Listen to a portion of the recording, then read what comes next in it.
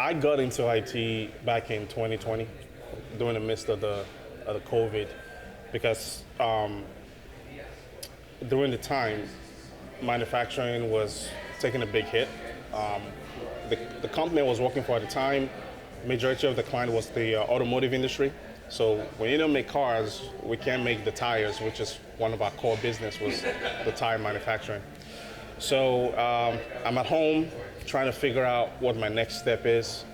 And then a friend of mine introduced me to CMIT.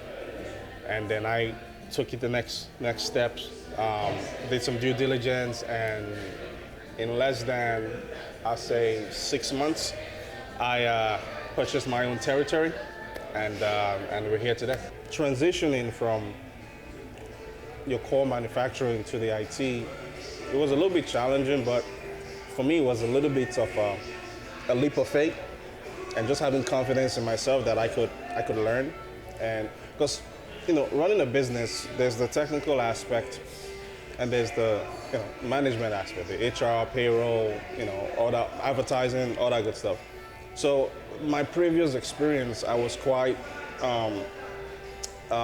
should I say, seasoned in those other aspects. But the IT, the technical aspect of it, I was learning it on the job.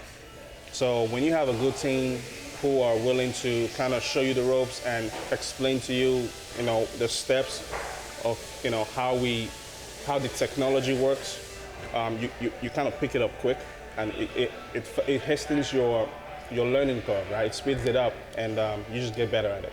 So having a wonderful team helped cover that gap, the technical aspect of owning an IT business. Yeah.